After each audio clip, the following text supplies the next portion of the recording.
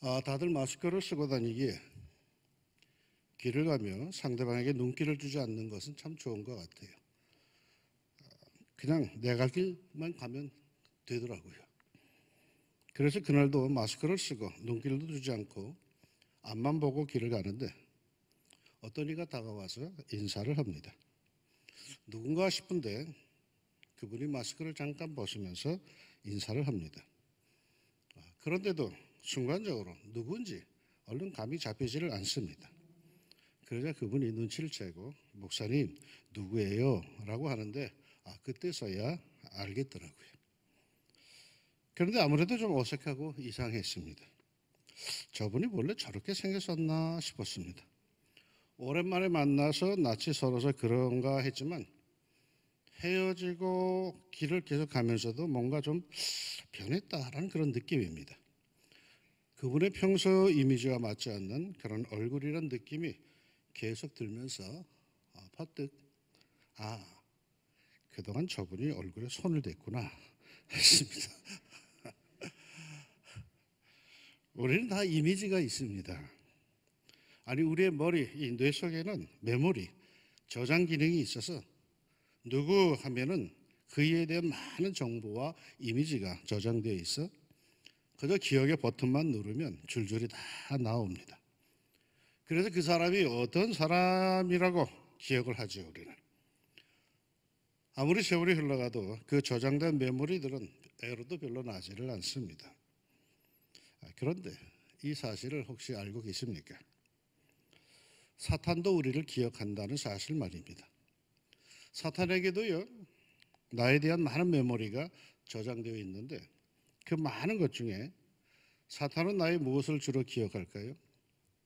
유감스럽게도 성경에 나타난 사탄의 역사를 보면 사탄은 언제나 우리 성도들의 부끄러운 것, 추한 것, 나약한 것, 죄악 이런 것들을 기억해냅니다.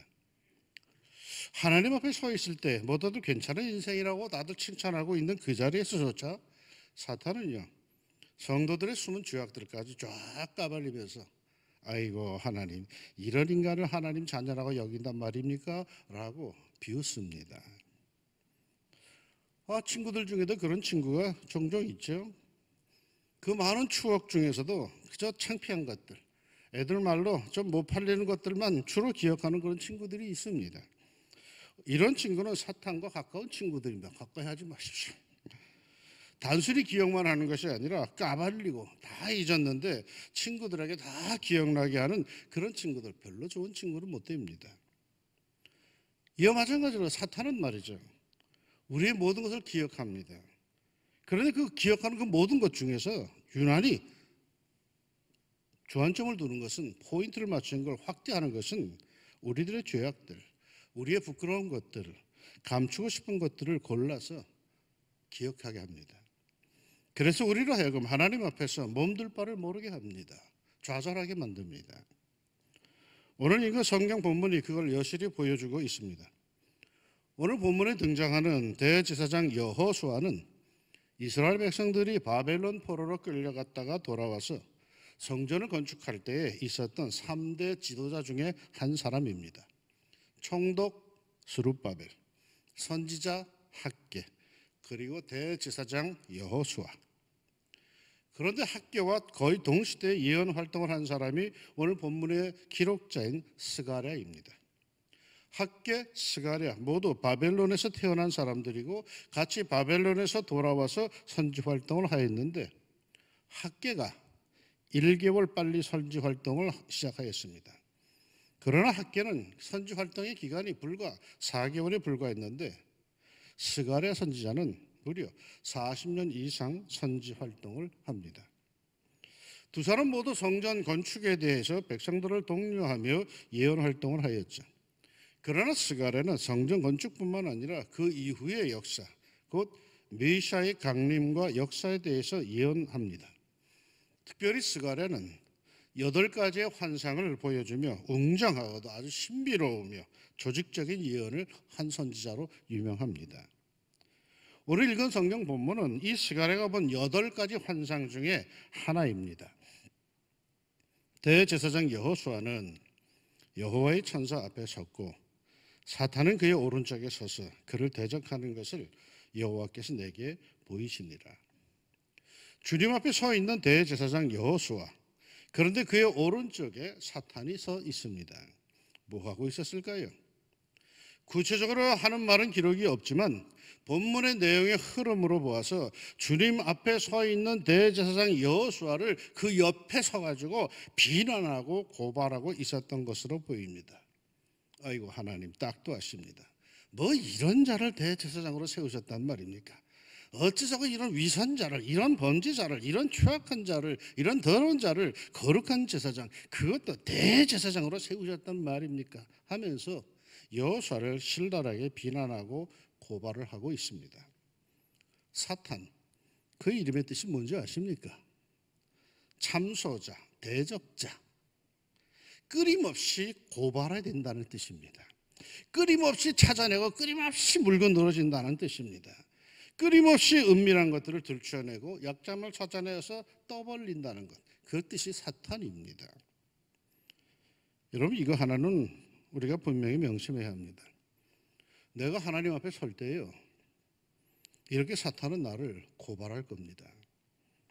그런대로 괜찮은 인생이구먼 하고들 바라보는데 사탄은 내 옆에 바싹 다가와서더니 나를 고발해야 됩니다. 감당할 수 없을 정도로 나를 비난합니다.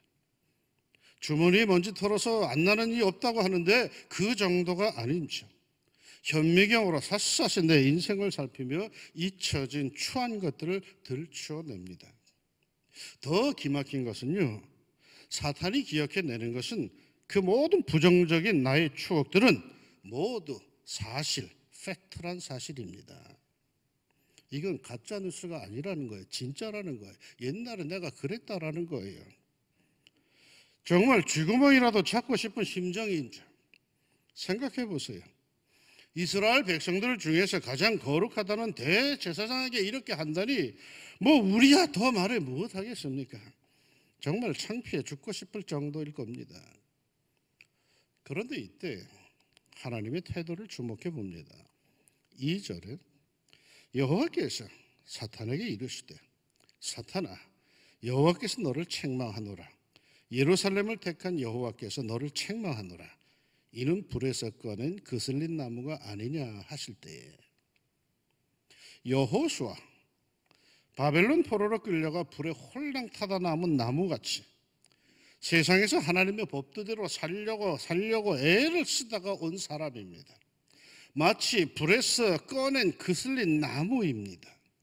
세속의 불에 타면서도 아니야, 이대로 홀랑 타버릴 수는 없어 하면서 저항하다 시커멓게 그슬리고 남은 장작더미, 즉 그는 하나님의 사람으로 그래도 제대로 살려고 애를 쓰다가 온 사람인 것을 하나님께서 인정해 주시는 겁니다.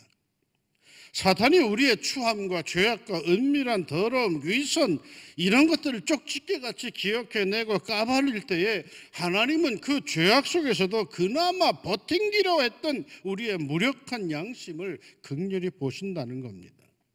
그나마 버팅기려고 노력했던 것을 기억해 주신다는 겁니다. 무서운 불에 잿더미가 된 집터에서 그나마 무엇이라도 건질 게 남았을까 잿더미를 뒤적이는 사람의 마음같이 그렇게 우리에게서 그 무슨 선한 것이 남았을까, 아니 있었는가, 그것을 찾아내신다는 겁니다. 그러면서 도리어 사탄을 책망하십니다.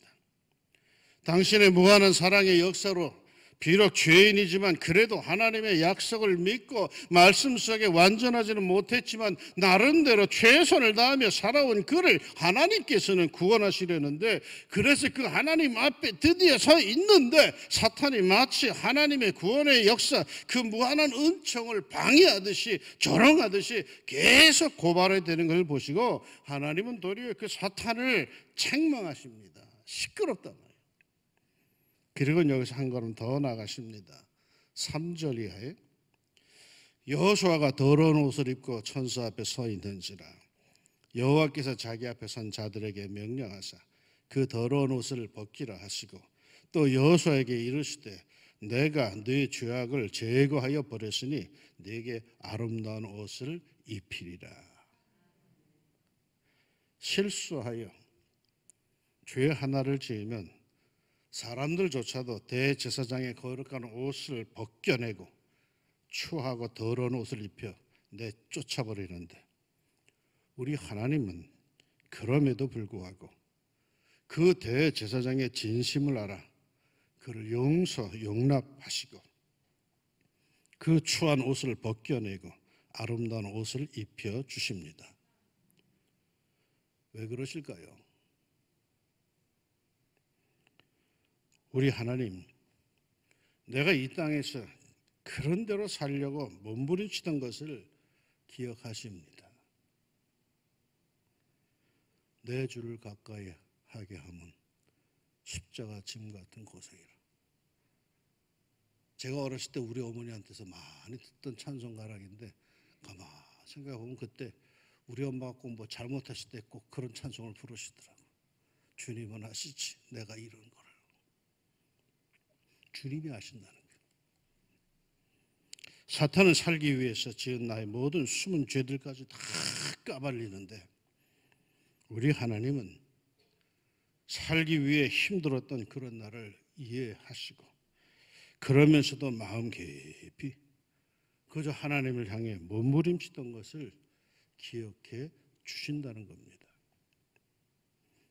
에스겔 16장 60절, 그러나 내가 너희 어렸을 때에 나와 세운 언약을 기억하고 너와 영원한 언약을 세우리라.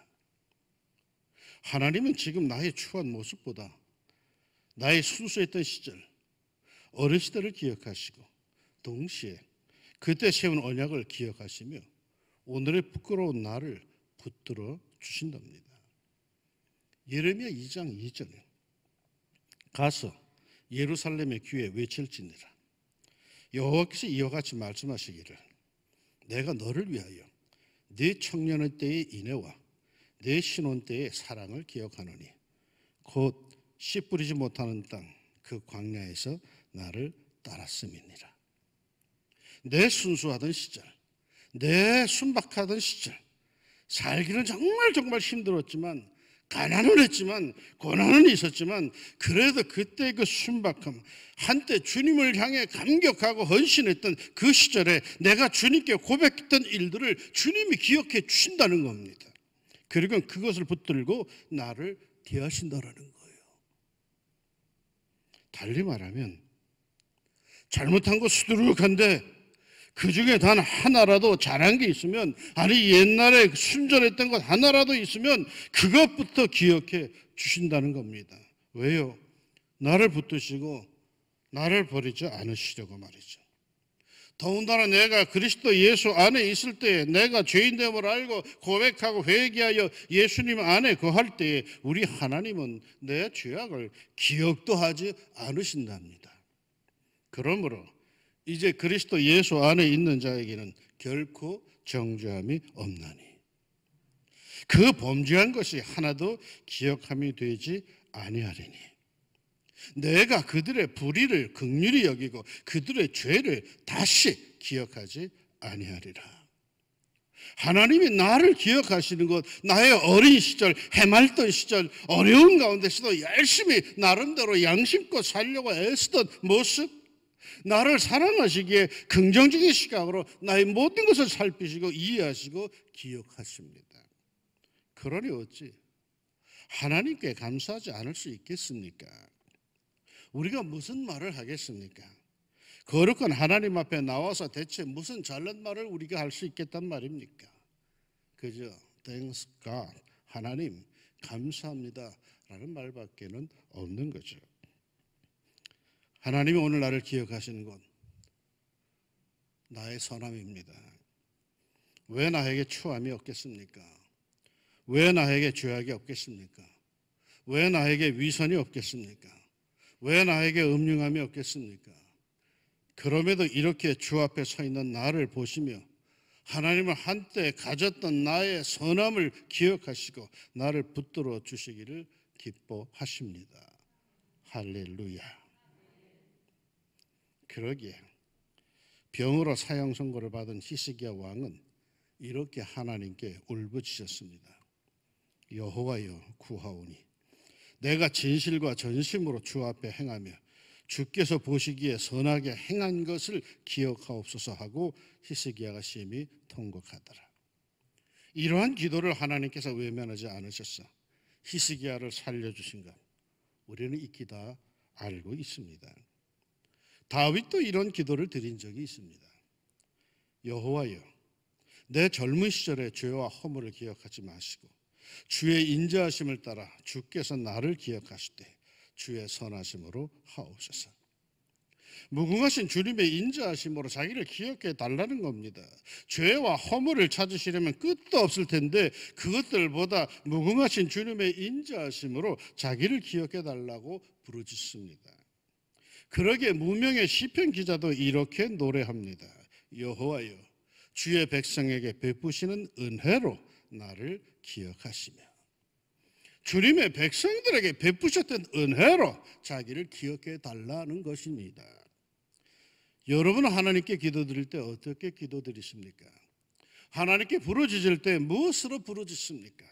자신을 기억해 달라고 할 때 무엇으로 기억해 달라고 하십니까?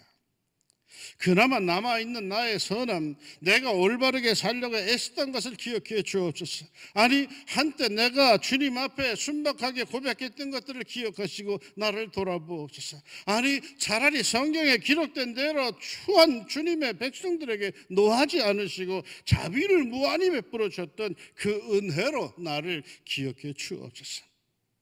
하나님 앞에 의로운 자 없습니다. 완벽한 자 없습니다.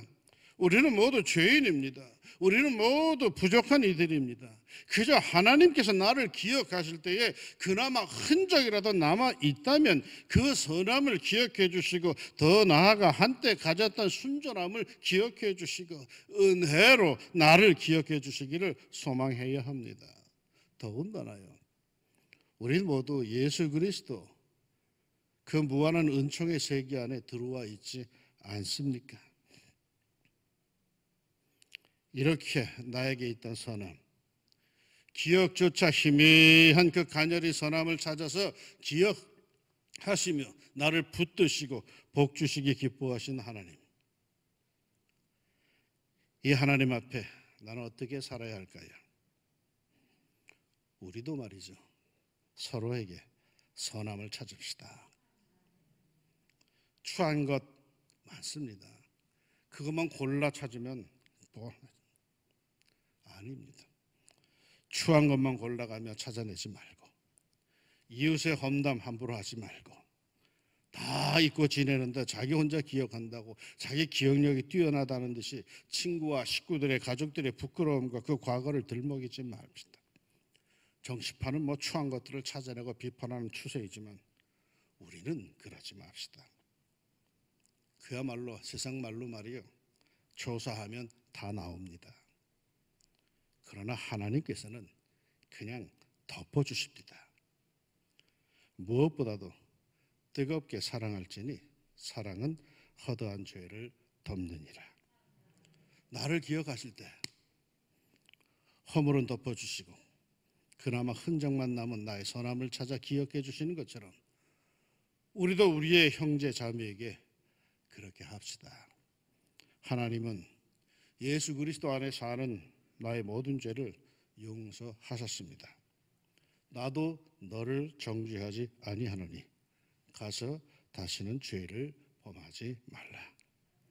예수 그리스도 안에 있는 우리는 모든 죄를 용서함 받았습니다. 그러므로 자기 스스로 정죄하며 짓눌려 살 필요는 전혀 없습니다. 그리고 하나님이 나에게 그리 하셨던 것처럼 나도 내 형제와 자매들에게 그리 합시다. 대제사장 여호수아를 변론하시며 보호하시고 추한 옷을 벗겨내어 아름답고 성결한 옷을 입히신 그 하나님의 사랑이 우리 가운데 이 왕심의 중앙교회 안에 충만하기를 주님의 이름으로 축원합니다. 기도합시다. 사랑하는 아버지 하나님, 우리가 어떻게 하나님 앞에 설 수 있겠습니까? 우린 다 얼룩덜룩한 사람들이고 어둡고 추한 것만 찾아본다면 세상에 그렇게 나쁜 놈이 없는 것이 우리들 모습 아닙니까? 사탄은 계속해서 우리에게 그런 추한 것들, 우리의 약점과 우리의 부족한 것을 찾아내서 자꾸 내 양심을 찌르며 너는 별 볼 일 없는 인생이라고, 한심한 인생이라고 그렇게 우리를 자꾸 내려앉히는데, 그럴 때 하나님께서는 도리어 나의 선함을 찾아내시고 나의 아름다움을 찾아내시고 내 어려울 때 그래도 내가 신앙을 지키겠다고 몸부림치던 것을 찾아내시고, 아니야 너는 그래도 괜찮아, 하나님께 나를 격려해 주시는 것 오늘 성경을 통해서 봅니다. 사랑하는 아버지 하나님, 믿음의 싸움에서 지지 않게 해주시고 믿음의 싸움에서 이겨나가게 하옵소서.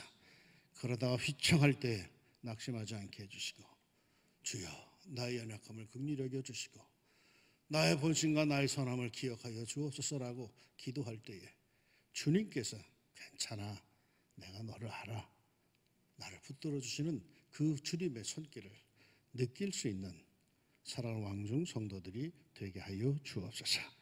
이 은혜를 받은 사람들, 그들도 역시 삶의 현장에서 형제와 자매들에게 부끄럽고 부족한 것들 자꾸 찾아내려고 하지 않게 해주시고 그냥 다 덮어주고 감싸주고 사랑할 수 있는 믿음의 권세가 있는 왕중 성도들로 그리 살아가게 하옵소서.